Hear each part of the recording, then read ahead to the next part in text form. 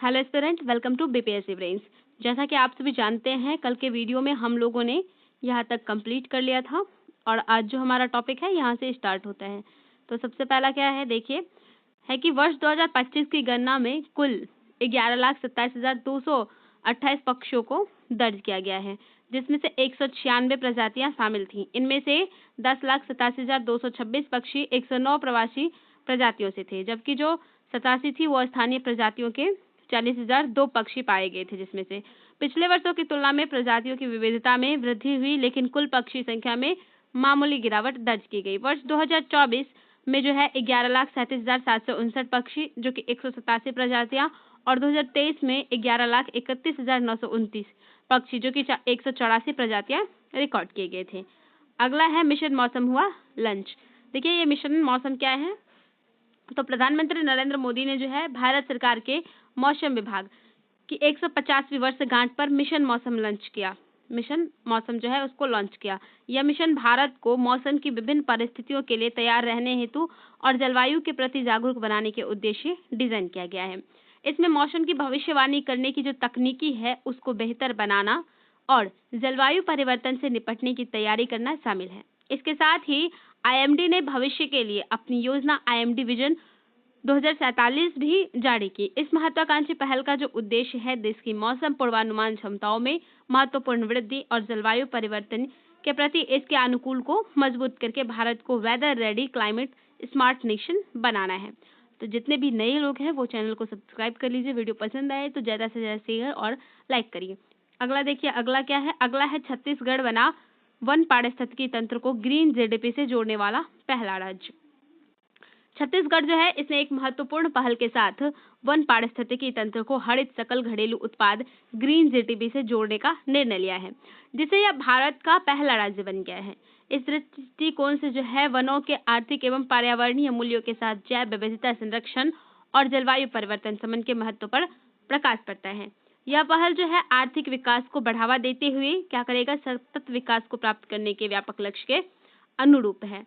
अब संक्षिप्ततिया में देखिए क्या है, संक्षिप्ततिया में कुछ है पॉइंट्स, जैसे कि सबसे पहला है चर्चित व्यक्ति के बारे में। तो जो है सबसे पहले हैं विश्वनाथ कार्तिकेय पदकांति।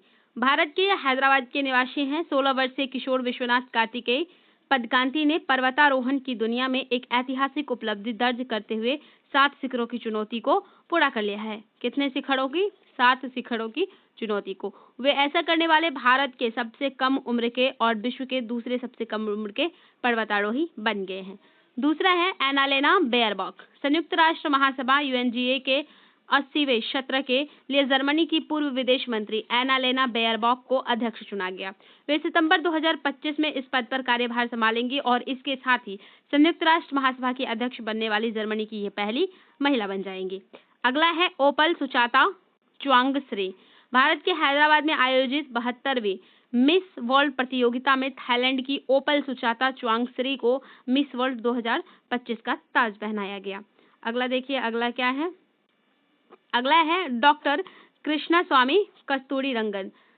भारतीय अंतरिक्ष अनुसंधान संगठन इसरो के जो है पूर्व अध्यक्ष और देश के अग्रणी वैज्ञानिकों में से एक डॉक्टर कृष्णा स्वामी कस्तूरीरंगन का बेंगलुरु में निधन हो गया है। गीता समोता।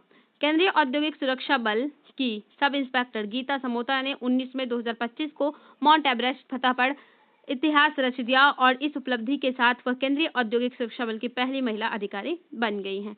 अगला है न्यायमूर्ति बीआर गवई। 14 मई 2025 को न्यायमूर्ति भूषण रामकृष्ण गवई ने भारत के 52वें मुख्य न्यायाधीश के रूप में पदभार ग्रहण किया।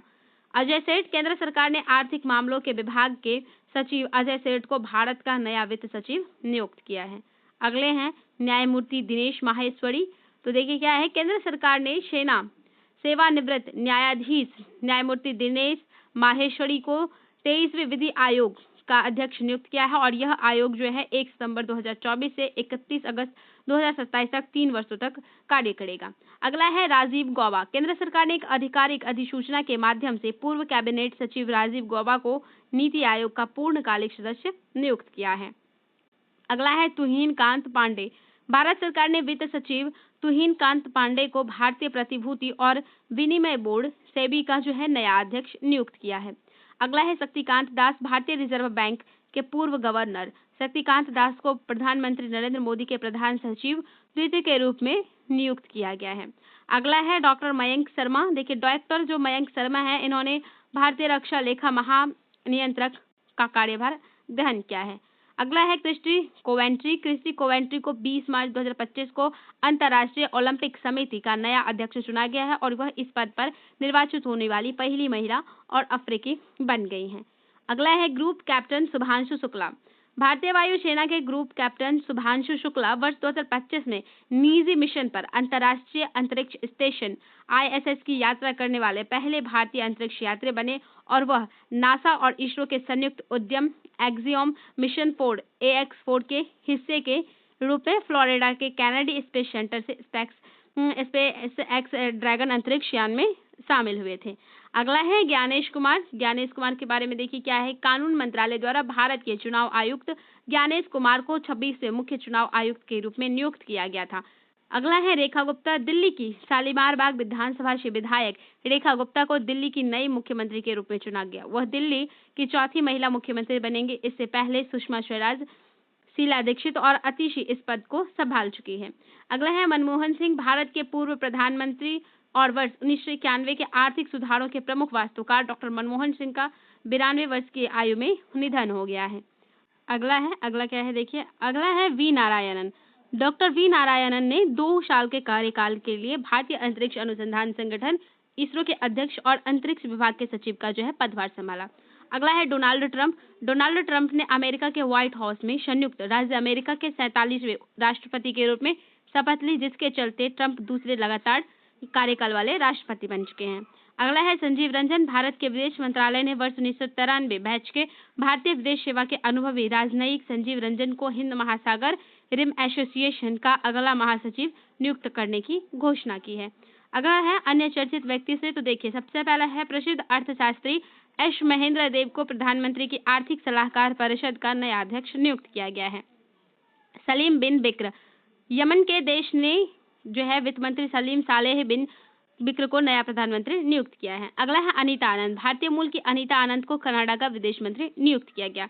जनरल ब्राइस ओलिगुई नगुएमा गयावान के सैन्य नेता ब्राइस ओलिगुई नगुएमा ने राष्ट्रपति चुनाव में जीत हासिल की है। अगला है डैनियल नोबोआ। डैनियल नोबोआ को इक्वाडोर के राष्ट्रपति पद के दूसरे कार्यकाल के लिए पुनः निर्वाचित किया गया है।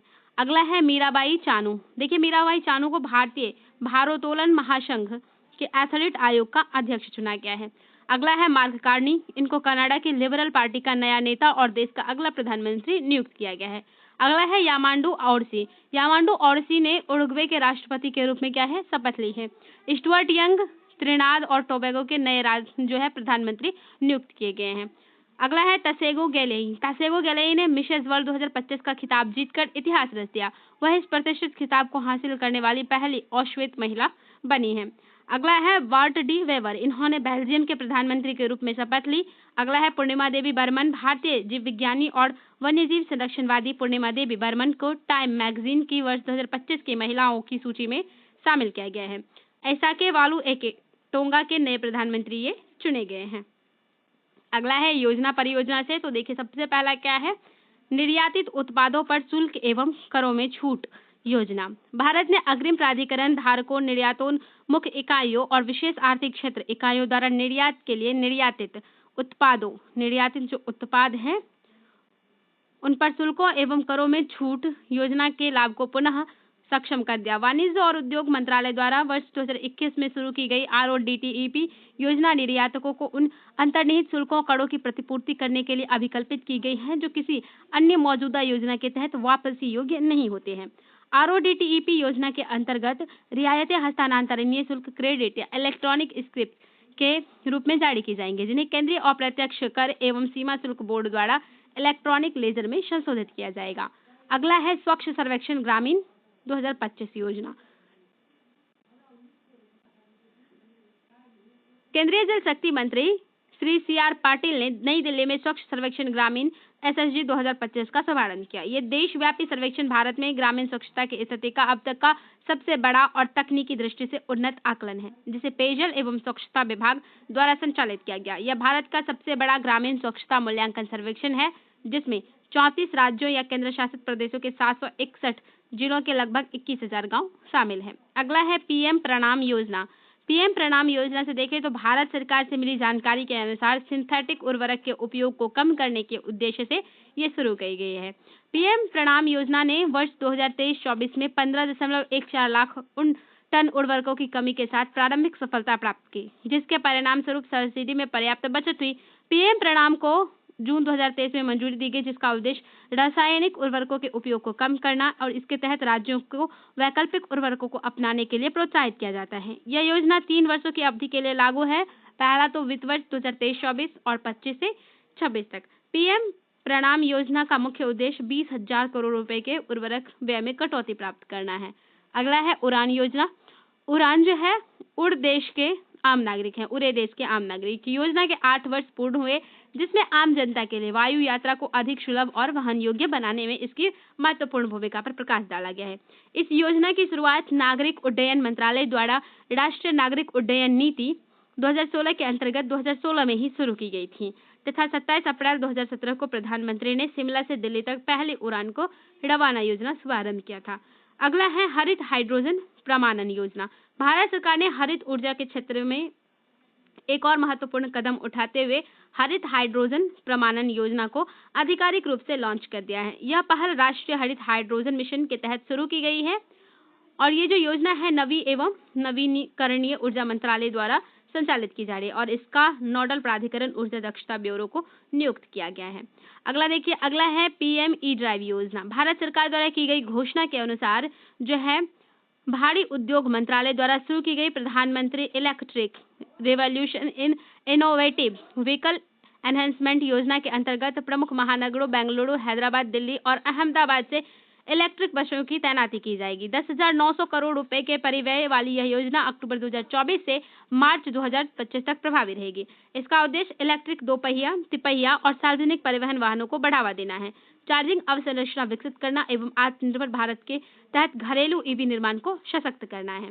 अगला है पीएम युवा 3.0। भारत सरकार के शिक्षा मंत्रालय के उच्च शिक्षा विभाग ने पीएम युवा 3.0 युवा उभरते और बहुमुखी लेखक योजना का शुभारंभ किया। इसका उद्देश्य युवा लेखकों 30 वर्ष से जो कम है उसको पढ़ने, लिखने और पुस्तक संस्कृति को बढ़ावा देने के लिए प्रशिक्षित करना तथा साथ ही साथ भारतीय साहित्य को विश्व स्तर पर प्रस्तुत करना है। अगला है पीएम यशस्वी योजना। सामाजिक न्याय एवं अधिकारिता मंत्रालय ने गणतंत्र दिवस 2025 पर वाइब्रेंट इंडिया हेतु पीएम यंग अचीवर्स छात्रवृत्ति पुरस्कार योजना पीएम यशस्वी के छात्र लाभार्थियों को क्या क्या है संबोधित किया है। इस योजना के बारे में कुछ देखें तो देखिए, पीएम यशस्वी योजना जो है सामाजिक न्याय एवं अधिकारिता मंत्रालय द्वारा शुरू की गई है। ठीक है, यह एक छात्रवृत्ति योजना है जिसका उद्देश्य हाशिए पर स्थित छात्रों को गुणवत्तापूर्ण शिक्षा के लिए वित्तीय सहायता प्रदान करना है और इस योजना के अंतर्गत विशेष रूप से अन्य पिछड़ा वर्ग यानी कि ओबीसी, आर्थिक रूप से पिछड़े वर्ग ईबीसी और विमुक्त जनजातियों के जो छात्र पात्र हैं वो शामिल हैं। अगला है जल जीवन मिशन। केंद्रीय बजट 25-26 में शेष 20% ग्रामीण परिवारों को लाभान्वित करने के उद्देश्य से जल जीवन मिशन की अवधि को वर्ष 2028 तक बढ़ा दिया गया। जल जीवन मिशन को वर्ष 2019 में लॉन्च किया गया था, जिसका उद्देश्य है 2024 तक प्रत्येक ग्रामीण परिवार को प्रति व्यक्ति प्रतिदिन 55 लीटर पेयजल उपलब्ध कराना। वर्ष 2019 में केवल 3.23 करोड़ यानी कि 17% ग्रामीण परिवारों के पास नल जल का कनेक्शन उपलब्ध था और 2024 तक जो है इसमें 15 करोड़ परिवार, ग्रामीण भारत का जो 80% भाग है, 80% घर है, परिवार है, वो शामिल किए गए हैं। अगला है स्वावलंबिनी योजना। स्वावलंबिनी योजना क्या है? कौशल विकास एवं उद्यमिता मंत्रालय के नीति आयोग के सहयोग से असम, मेघालय और मिजोरम में क्या किया है? स्वावलंबिनी योजना की शुरुआत की है। इस योजना का उद्देश्य पूर्वोत्तर भारत के उच्च शिक्षा संस्थानों में महिलाओं को उद्यमिता के लिए आवश्यक मानसिकता संशोधन और व्यावसायिक मार्गदर्शन प्रदान करके सशक्त बनाना है। ये जो कार्यक्रम है कौशल विकास और उद्यमिता मंत्रालय MSDE के द्वारा क्या किया गया? भारतीय उद्यमिता संस्थान गुवाहाटी तथा नीति आयोग के सहयोग से संचालित किया जा रहा है। अगला देखिए, अगला क्या है? अगला है ऑपरेशन ग्रीन्स योजना। ऑपरेशन ग्रीन्स योजना क्या है देखते हैं। देखिए तो कृषि, पशुपालन और खाद्य प्रसंस्करण पर संसदीय स्थायी समिति PSC ने एक रिपोर्ट प्रस्तुत की जिसमें ऑपरेशन ग्रीन्स योजना के निम्न प्रदर्शन पर प्रकाश डाला गया। इस योजना की शुरुआत प्रधानमंत्री किसान संपदा योजना के तहत 2018 में शुरू की गई थी, जो एक केंद्रीय क्षेत्र की योजना है। इसका उद्देश्य ऑपरेशन फ्लड श्वेत क्रांति से प्रेरित होकर विकारीय फसलों की कीमतों को स्थिर करना और किसानों की आय में वृद्धि करना है। अगला है समिति या सम्मेलन से। तो सबसे पहला है इसमें 51वां G7 शिखर सम्मेलन। 15 जून 2025 को भारत के प्रधानमंत्री ने कनाडा के कननाशिस्क में जो है आयोजित 51वें G7 शिखर सम्मेलन में भाग लिया। यद्यपि भारत G7 समूह का सदस्य नहीं है, फिर भी उसे पिछले 6 वर्षों से लगातार आउटरीच सदस्य के रूप में आमंत्रित किया जा रहा है और यह अब तक 12वीं बार है जब भारत को इस मंच पर भागीदारी का अवसर मिला है। अगला है तीसरा संयुक्त राष्ट्र महासागर सम्मेलन 2025। 14 जून 2025 को फ्रांस के नीस में आयोजित संयुक्त राष्ट्र महासागर सम्मेलन 2025 में सतत विकास लक्ष्यों SDG 14 पानी के नीचे जीवन के लिए वैश्विक प्रतिबद्धताओं को मजबूत करते हुए हमारा महासागर हमारा भविष्य तत्काल कार्रवाई के लिए एकजुट घोषणा को अपनाया गया है। अगला है 11वां ब्रिक्स संसदीय फोरम सम्मेलन। ब्राजील की जो राजधानी ब्रासिलिया है उसमें 4-5 जून को 11वें ब्रिक्स संसदीय फोरम सम्मेलन का आयोजन किया गया है।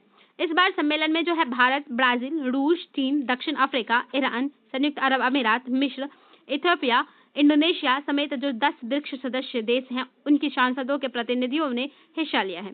भारत का प्रतिनिधित्व लोकसभा अध्यक्ष ओम बिरला के नेतृत्व में उच्च स्तरीय संसदीय दल ने किया है। अगला है संयुक्त राष्ट्र अंतर्राष्ट्रीय ग्लेशियर संरक्षण सम्मेलन 2025। 29 से 31 मई 2025 के बीच तजाकिस्तान की राजधानी दुशांबे ने एक ऐतिहासिक पहल करते हुए पहले संयुक्त राष्ट्र अंतर्राष्ट्रीय हिमनद संरक्षण सम्मेलन की मेजबानी की। यह सम्मेलन यूनेस्को, विश्व मौसम विज्ञान संगठन WMO, एशियाई विकास बैंक ADB और अन्य वैश्विक भागीदारों के सहयोग से आयोजित किया गया। सम्मेलन के अंत में दुशांबे ग्लेशियर घोषणा को अंगीकृत किया गया, जो ग्लेशियर संरक्षण के लिए वैश्विक स्तर पर ठोस कार्रवाई की दिशा में एक महत्वपूर्ण दस्तावेज के रूप में क्या है उभरा है। अगला है वेब्स 2025।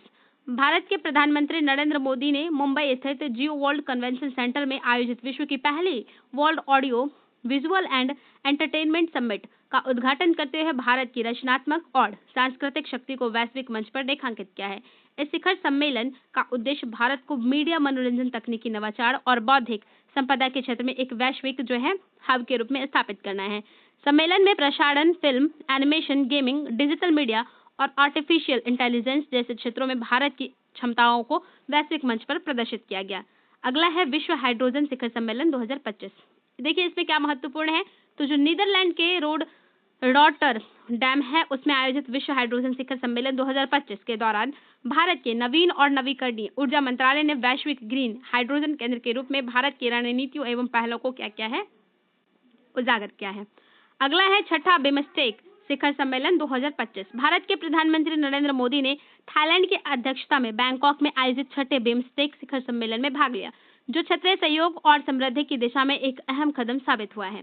शिखर सम्मेलन का विषय था बिमस्टेक समृद्ध, लचीला और खुला, जिसमें सदस्य देशों ने आपसी साझेदारी को मजबूत करने और वैश्विक चुनौतियों से सामूहिक रूप से निपटने पर जोर दिया है।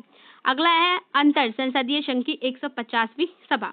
लोकसभा अध्यक्ष ओम बिरला ने उज्बेकिस्तान की राजधानी ताशकंद में आयोजित अंतर संसदीय संघ IPU की 150वीं महासभा में भारतीय संसदीय शिष्टमंडल का नेतृत्व करते हुए सामाजिक विकास और न्याय हेतु संसदीय कार्रवाई विषय पर भारत का दृष्टिकोण प्रभावशाली रूप से क्या है प्रस्तुत किया है।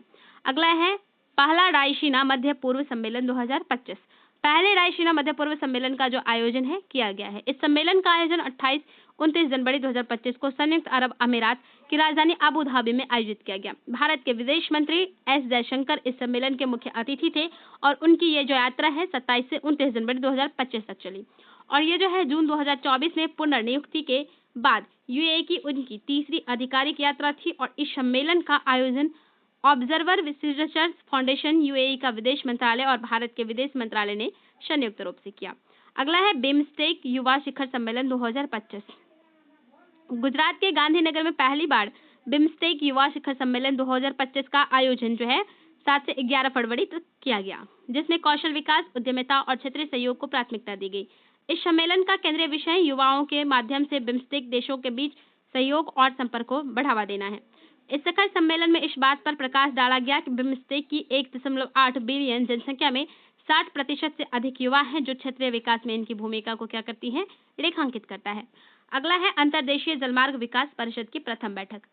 अंतर्देशीय जलमार्ग विकास परिषद की जो पहली बैठक है वो 8 जनवरी 2024 को कोलकाता में संपन्न हुई। इस बैठक की अध्यक्षता केंद्रीय बंदरगाह और जलमार्ग मंत्री सर्बानंद सोनोवाल द्वारा की गई। इस बैठक का मुख्य उद्देश्य देश में अंतर्राष्ट्रीय जल परिवहन है उसको मजबूत करना है। जल परिवहन प्रणाली को मजबूत करना इसका उद्देश्य है, जिसमें 124 प्रतिभागियों ने क्या किया है, भाग लिया है, जिसमें विभिन्न राज्यों के मंत्रियों और अधिकारियों ने भाग लिया है। इन दिशा निर्देश के माध्यम से कम उत्सर्जन वाले ईंधन जैसे सीएनजी, एलएनजी, इलेक्ट्रिक हाइड्रोजन और मेथनॉल को अपनाने पर जोर दिया गया है। अगला है रिपोर्ट या सूचकांक से। सबसे पहला है वैश्विक लैंगिक अंतराल रिपोर्ट 2025। 12 जून 2025 को जारी विश्व आर्थिक मंच की वैश्विक लैंगिक अंतराल रिपोर्ट 2025 में भारत 148 देशों में से 131वें स्थान पर रहा है, जो वर्ष 2024 के 129वें स्थान से नीचे है और इसका लैंगिक समानता स्कोर 64.1% रहा है। रिपोर्ट में 148 देशों में लैंगिक समानता का समग्र रूप से मूल्यांकन किया गया है और वर्ष 2025 के ग्लोबल जेंडर गैप इंडेक्स में आइसलैंड लगातार 16वें वर्ष शीर्ष पर रहा है, जबकि फिनलैंड, नॉर्वे, यूनाइटेड किंगडम और न्यूजीलैंड भी शीर्ष 5 देशों में शामिल रहे हैं। अगला है state of the world population 2025 the real fertility crisis. 11 जून 2025 को संयुक्त राष्ट्र जनसंख्या कोष की वार्षिक report state of the world population 2025 the real fertility crisis के अनुसार भारत की जनसंख्या 2025 तक 146 करोड़ तक पहुंच चुकी है, जिससे भारत दुनिया का सबसे अधिक जनसंख्या वाला देश बन गया है। और इस आंकड़े के साथ भारत ने चीन को भी पीछे छोड़ दिया है, क्योंकि चीन की जो जनसंख्या वो 141 करोड़ है। रिपोर्ट के अनुसार भारत की कुल प्रजनन दर अब 1.9 पर आ चुकी है, जो प्रत्यावर्तन दर से नीचे है, अर्थात जनसंख्या अब दीर्घकालिक रूप से स्थिर होने की दिशा में है। अगला है global annual to decadal climate update 2025 से 29। मौसम विज्ञान संगठन जो है global annual to decadal climate update शीर्षक से एक रिपोर्ट जारी की है, जिसमें चेतावनी दी गई कि इस अवधि के दौरान पृथ्वी का औसत तापमान पूर्व औद्योगिक स्तर से 1.5 डिग्री सेल्सियस अधिक होने की संभावना है। रिपोर्ट के अनुसार वर्ष 2025 से 29 के बीच का जो वार्षिक वैश्विक औसत तापमान है वो 1850 से 1900 के पूर्व औद्योगिक औसत से 1.2 डिग्री सेल्सियस से 1.9 डिग्री सेल्सियस रहने का संभावना है। अगला है विश्व प्रेस स्वतंत्रता सूचकांक 2025। इसमें देखिए क्या है, रिपोर्टर्स विदाउट बॉर्डर्स द्वारा जारी विश्व प्रेस स्वतंत्रता सूचकांक 2025 के अनुसार भारत ने 180 देशों की सूची में 151वें स्थान पर पहुंचकर अपनी रैंकिंग में क्या किया है, सुधार किया है। सूचकांक में इरिट्रिया को सबसे निचला 180वां स्थान प्राप्त है, जबकि नॉर्वे पहले स्थान पर है। इसके बाद एस्टोनिया, नीदरलैंड, स्वीडन और फिनलैंड का स्थान है। अगला है वैश्विक खाद्य संकट रिपोर्ट 2025। संयुक्त राष्ट्र और वैश्विक खाद्य संकट नेटवर्क जो है उसके द्वारा जारी वैश्विक खाद्य संकट रिपोर्ट 2025 ने दुनिया भर में गहराते खाद्य असुरक्षा संकट पर गंभीर चिंता जताई है और रिपोर्ट के अनुसार दुनिया के 53 देशों में 29.5 करोड़ लोग तीव्र खाद्य सुरक्षा का सामना कर रहे हैं, जो पिछले वर्ष की तुलना में 1.37 करोड़ अधिक है। अगला है India justice report 2025। Tata trust ने भारत में न्याय व्यवस्था की जमीनी सच्चाई और राज्य सरकारों की क्षमता का आकलन करने वाली इंडिया जस्टिस रिपोर्ट 2025 जारी की है। यह रिपोर्ट न्याय प्रणाली के 4 मुख्य स्तंभों पुलिस, न्यायपालिका, जेल और विधिक सहायता के प्रदर्शन का व्यापक मूल्यांकन प्रस्तुत करती है। बड़े और मध्यम आकार के राज्यों में कर्नाटक, आंध्र प्रदेश, तेलंगाना शीर्ष स्थान पर है और छोटे राज्यों की सूची में जो है सिक्किम ने पहला स्थान प्राप्त किया है। बिहार, छत्तीसगढ़ और ओडिशा जैसे राज्यों ने पिछली रिपोर्ट की तुलना में उल्लेखनीय रूप से क्या किया है, इसमें सुधार किया है। अगला है विश्व वायु गुणवत्ता रिपोर्ट 2024, जो स्विस कंपनी IQAir है उसके द्वारा जारी विश्व वायु गुणवत्ता रिपोर्ट 2024 ने वैश्विक वायु प्रदूषण पर चिंताजनक आंकड़े प्रस्तुत किया है और रिपोर्ट में भारत को विश्व का 5वां सर्वाधिक प्रदूषित देश बताया गया है, जबकि दिल्ली अब भी विश्व का सबसे प्रदूषित राजधानी बनी हुई है। इसमें भारत की स्थिति पर एक छोटा सा नजर डालें तो देखिए, वर्ष 2023 में तीसरे स्थान पर रहने के बाद 24 में भारत की जो स्थिति है उसमें थोड़ा सुधार हुआ है, लेकिन औसत PM 2.5 स्तर जो है 50.6 mg या MQ अब भी WHO की अनुशंसित सीमा 5 mg या MQ से 10 गुना अधिक बना हुआ है। भारत में सबसे अधिक प्रदूषित शहरों में बर्निहाट यानी कि असम, मेघालय को विश्व का सबसे प्रदूषित शहर बताया गया है, जहाँ PM 2.5 स्तर 128.2 mg/MQ दर्ज किया गया है। इसके अलावा दिल्ली एक बार फिर विश्व की सबसे प्रदूषित राजधानी के रूप में सामने आई है, जहाँ PM 2.5 स्तर 91.6 mg/MQ रहा है। भारत के शीर्ष 20 प्रदूषित शहरों में 13 इसी देश के हैं, जिनमें से मुल्लामपुर, पंजाब, गुरुग्राम, फरीदाबाद, भिवाड़ी और नोएडा शामिल है। अगला है विश्व खुशहाली रिपोर्ट 2025। विश्व खुशहाली रिपोर्ट 2025 में फिनलैंड की लगातार 8वें वर्ष दुनिया का सबसे खुशहाल देश घोषित किया गया है। इस रिपोर्ट का जो निर्माण है ऑक्सफोर्ड विश्वविद्यालय, गैलप और संयुक्त राष्ट्र सतत विकास समाधान नेटवर्क के सहयोग से किया गया है। वर्ष 2025 की रिपोर्ट में भारत को 147 देशों में से 118वें स्थान पर रखा गया है, जो वर्ष 2024 में इसके 126वें स्थान की तुलना में सुधार को दर्शाता है। जबकि दुनिया के सबसे खुशहाल देशों में फिनलैंड पहले स्थान पर है और इसके बाद डेनमार्क, आइसलैंड, स्वीडन और नीदरलैंड का स्थान है। अगला है वित्तीय स्वास्थ्य सूचकांक 2025।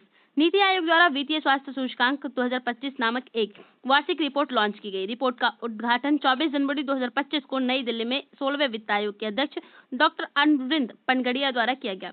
रिपोर्ट के 5 प्रमुख उपसूचकांकों का समावेश है: व्यय की गुणवत्ता, राजस्व जुटाना, वित्तीय विवेक, ऋण सूचकांक और ऋण स्थिरता। ये क्या है? ये 5 उपसूचकांक हैं।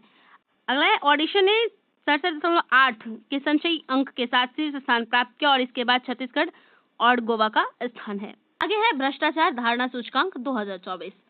ट्रांसपेरेंसी इंटरनेशनल द्वारा जारी भ्रष्टाचार धारणा सूचकांक 2024 में भारत 180 देशों में से 96वें स्थान पर रहा है, जिसका स्कोर 38 है। यह स्कोर वर्ष 2023 और 22 की तुलना में गिरावट दर्शाता है। सीपीआई 2024 में डेनमार्क सबसे कम भ्रष्ट राष्ट्र के रूप में शीर्ष स्थान पर रहा और उसके बाद फिनलैंड और सिंगापुर का स्थान रहा है। भारत के पड़ोसियों में पाकिस्तान, श्रीलंका और बांग्लादेश की रैंकिंग सबसे खराब रही, जबकि चीन 76वें स्थान पर रहा है। अगला देखिए, अगला है लीड्स 2024 रिपोर्ट। तो इसमें क्या है? वाणिज्य और उद्योग मंत्रालय ने छठी logistic is across different state report जारी की। यह रिपोर्ट राज्यों और केंद्र शासित प्रदेशों में लॉजिस्टिक प्रदर्शन का मूल्यांकन करती है। इस रिपोर्ट का उद्देश्य अंतरराज्यीय प्रतिस्पर्धा को बढ़ावा देना है, नीति निर्माणों को लॉजिस्टिक प्रदर्शन में सुधार करने में मदद करना है और इसकी परिकल्पना 2018 में विश्व बैंक के लॉजिस्टिक प्रदर्शन सूचकांक के आधार पर की गई थी। वर्ष 2024 में राज्यों और केंद्र शासित प्रदेशों की जो रैंकिंग है वो इस प्रकार है। देखते हैं एक नजर इस पे भी। इसमें तटीय राज्य हैं अचीवर्स गुजरात, कर्नाटक, महाराष्ट्र, ओडिशा और तमिलनाडु। फास्ट मूवर्स आंध्र प्रदेश, गोवा और आकांक्षी जो है केरल, पश्चिम बंगाल रहे हैं। अष्टारूढ़ राज्य में हरियाणा, तेलंगाना, उत्तर प्रदेश, उत्तराखंड है और बिहार, हिमाचल प्रदेश, मध्य प्रदेश, पंजाब, राजस्थान इसके फास्ट मूवर्स रहे हैं। आकांक्षी जो है छत्तीसगढ़ और झारखंड रहा है। पूर्वोत्तर राज्य में असम, अरुणाचल प्रदेश, मेघालय, मिजोरम, नागालैंड, सिक्किम, त्रिपुरा ये फास्ट मूवर्स रहे हैं और मणिपुर इसके आकांक्षी रहे हैं। केंद्र शासित प्रदेश में चंडीगढ़ और दिल्ली, दादरा एवं नगर हवेली और दमन एवं दीव, जम्मू और कश्मीर, लक्षद्वीप, पुडुचेरी, अंडमान निकोबार द्वीप समूह जो है और लद्दाख ये आकांक्षी रहे हैं। अन्य रिपोर्ट सूचकांक की बात करें तो वैश्विक आतंकवाद सूचकांक जीटीआई 2025 यह सूचकांक institute for economics and peace द्वारा जारी किया गया है और इस सूचकांक के अनुसार सबसे अधिक आतंकवाद से प्रभावित देशों में बुर्किना फासो पहले स्थान पर है और इसके बाद पाकिस्तान, सीरिया, माली और नाइजर का स्थान है। भारत इस सूचकांक में 14वें स्थान पर है। भवन निर्माण के लिए वैश्विक स्थिति रिपोर्ट 2024-25 संयुक्त राष्ट्र पर्यावरण कार्यक्रम और ग्लोबल अलायंस और फॉर बिल्डिंग्स एंड कंस्ट्रक्शन ने इस रिपोर्ट को जारी किया है। अगला देखिए क्या है, संयुक्त राष्ट्र जल विकास रिपोर्ट 2025। संयुक्त राष्ट्र ने जो संयुक्त राष्ट्र जल विकास रिपोर्ट 2025 जारी की, जिसमें ग्लेशियर के संरक्षण को वैश्विक प्राथमिकता बताया गया है। नवीनतम हैले पासपोर्ट सूचकांक 2025 में भारत का जो रैंक है 2024 के 80वें स्थान पर रहा है और गिरकर 85वें स्थान पर आ गया है, जिससे इसके धारकों को 57वें देश में वीजा मुक्त पहुंच प्राप्त हो जाएगी। क्वालिटी थोड़ा आपको यहाँ से डाउन मिलेगा, इसके लिए खेद है हमें। आगे देखिए, आगे ऑपरेशन या अभियान या सैन्य अभियान, इसे देखते हैं। सबसे पहला अभियान खान क्वेस्ट। 14 जून 2025 को भारतीय सेना ने मंगोलिया में आयोजित बहुराष्ट्रीय सैन्य अभ्यास खान क्वेस्ट 2025 में अपनी सैन्य टुकड़ी को शामिल किया। यह अभ्यास 14 से 28 जून 2025 तक आयोजित किया, जिसमें 40 सदस्यीय भारतीय दल ने भाग लिया था। अगला है ऑपरेशन राइजिंग लायन। 13 जून 2025 को इजरायल ने ऑपरेशन राइजिंग लॉन्च किया। इसके तहत ईरान के प्रमुख परमाणु, मिसाइल और सैन्य कमांड ठिकानों पर अभूतपूर्व हवाई एवं ड्रोन हमले किए हैं। अगला है पैसेज अभ्यास। ये 9-10 जून 2025 को भारत और ब्रिटेन की नौसेनाओं ने उत्तरी अरब सागर में सफलतापूर्वक एक संयुक्त पैसेज अभ्यास संपन्न किया है। संयुक्त सैन्य अभ्यास नोमैडिक एलिफेंट भारत और मंगोलिया के बीच रक्षा सहयोग को नई ऊंचाइयों पर पहुंचाने वाला संयुक्त सैन्य अभ्यास नोमैडिक एलिफेंट जो है इसका 17वां संस्करण 31 मई से 13 जून 2025 तक मंगोलिया की राजधानी उलान बटार में आयोजित किया गया। अगला है संयुक्त सैन्य अभ्यास शक्ति। भारत और फ्रांस के बीच रक्षा सहयोग को सुदृढ़ करने की दिशा में एक महत्वपूर्ण कदम के रूप में शक्ति 2025 सैन्य अभ्यास का 8वां संस्करण 18 जून से 1 जुलाई 2025 तक कैवेलरी फ्रांस में आयोजित हो रहा है। अगला है ऑपरेशन सिंदूर। ऑपरेशन सिंदूर के तहत भारतीय सशस्त्र बलों ने 7 मई 2025 को एक समन्वित सैन्य कार्रवाई के माध्यम से पाकिस्तान और पाकिस्तान अधिकृत कश्मीर POK जो कि 9 आतंकवादी ठिकानों को सटीकता से निशाना बनाया गया है। इसमें युद्धाभ्यास प्रचंड प्रहार जो है, भारतीय सेना ने 25-27 मार्च 2025 के बीच अरुणाचल प्रदेश के ऊंचाई वाले इलाके में पूर्वी कमान के तहत त्रिसेवा एकीकृत बहु डोमेन युद्ध अभ्यास प्रचंड प्रहार का आयोजन किया। अगला है ऑपरेशन ब्रह्मा। म्यांमार में आए विनाशकारी भूकंप के बाद भारत ने अपनी पड़ोसी पहले नीति को एक बार फिर सार्थक ऑपरेशन ब्रह्मा के तहत मानवीय सहायता और आपदा राहत अभियान शुरू किया है। अगला है अभ्यास खंजर 12। भारत और किर्गिस्तान के बीच संयुक्त विशेष का बल अभ्यास खंजर 12 का 12वां संस्करण जो है 10 मार्च से 23 मार्च 2025 तक किर्गिस्तान में आयोजित किया गया है। अगला है सैन्य अभ्यास धर्म गार्जियन। भारत और जापान के बीच संयुक्त सैन्य अभ्यास जो है धर्म गार्जियन का 6वां संस्करण 24 फरवरी से 9 मार्च 2025 तक जापान के ईस्ट फूजी प्रशिक्षण क्षेत्र में सफलतापूर्वक आयोजित किया गया। अगला देखिए आगे क्या है। आगे है नौसैनिक अभ्यास बोंगो सागर 2025। भारत और बांग्लादेश की नौसेनाओं ने बंगाल की खाड़ी में बोंगो सागर 2025 नौसैनिक अभ्यास का सफल आयोजन किया। यह अभ्यास भारत की Sagar security and growth of all in region पहल के तहत समुद्री सुरक्षा, परिचालन, समन्वय और क्षेत्रीय स्थिरता को बढ़ावा देने के उद्देश्य से आयोजित किया गया है। अगला है नौसैनिक अभ्यास वरुण 2025। भारत और फ्रांस के बीच 23वें संस्करण का द्विपक्षीय नौसैनिक अभ्यास वरुण 2025 आयोजित किया गया। युद्ध अभ्यास साइक्लोन 2025। भारत और मिस्र के बीच संयुक्त विशेष बल अभ्यास साइक्लोन 2025 का 3रा संस्करण राजस्थान के महाजन फील्ड फायरिंग रेंज में प्रारंभ हुआ और यह युद्ध अभ्यास 10 फरवरी 2025 से 23 फरवरी 2025 तक आयोजित किया गया। सूर्य किरण सैन्य अभ्यास भारत और नेपाल के बीच भारत नेपाल संयुक्त प्रशिक्षण अभ्यास सूर्य किरण का 18वां संस्करण नेपाल के सलझंडी में आयोजित किया गया और यह अभ्यास आयोजन 31 दिसंबर से 13 जनवरी 2025 के मध्य किया गया।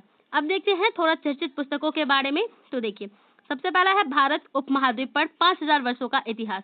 प्रसिद्ध अमेरिकी इतिहासकार और इंडोलॉजिस्ट ऑन्ड्रे ट्रुस्किन की नई पुस्तक भारत 5000 वर्ष का इतिहास पिकाडोर इंडिया द्वारा प्रकाशित ये पुस्तक है। अगला है डिफरेंट स्टॉक्स 1998 से 2014। वरिष्ठ आर्थिक पत्रकार A.K. भट्टाचार्य की चर्चित त्रयी भारत के वित्त मंत्री का 3रा और अंतिम खंड डिफरेंट स्टॉक्स को पेंगुइन बिजनेस द्वारा प्रकाशित किया गया है। अगला है रामानुजन एक महान गणितज्ञ की यात्रा। भारतीय गणित की गौरवशाली विरासत को सम्मानित करते हुए भारतीय राष्ट्र अभिलेखागार ने एक विशेष समारोह में रामानुजन एक महान गणितज्ञ की यात्रा नामक पुस्तक का विमोचन किया है। अगला है जनता की कहानी मेरी आत्मकथा।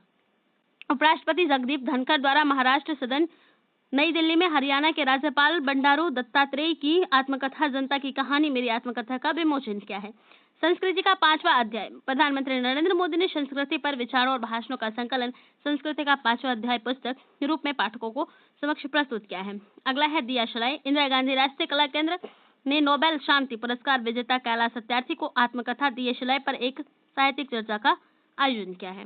The new icon Savarkar and the facts. Arun Shourie की पुस्तक the new icon Savarkar and the facts प्रकाशित की गई, जिसमें विनायक दामोदर सावरकर की विवादास्पद विरासत का गहन विश्लेषण प्रस्तुत किया गया है। अगला है द वर्ल्ड आफ्टर गाजा। प्रसिद्ध लेखक पंकज मिश्रा ने अपनी नई पुस्तक द वर्ल्ड आफ्टर गाजा का विमोचन किया, जिसमें फलस्तीन के गाजा पट्टी में जारी संघर्ष पर गहराई से प्रकाश डाला गया है। आज के लिए बस इतना ही। मिलते हैं कल के वीडियो में इसके अगले टॉपिकों के साथ। तो जितने भी नए लोग हैं वो चैनल को सब्सक्राइब कर लीजिए। वीडियो पसंद आए तो ज़्यादा से ज़्यादा शेयर करिए, लाइक करिए। धन्यवाद। मिलते हैं कल।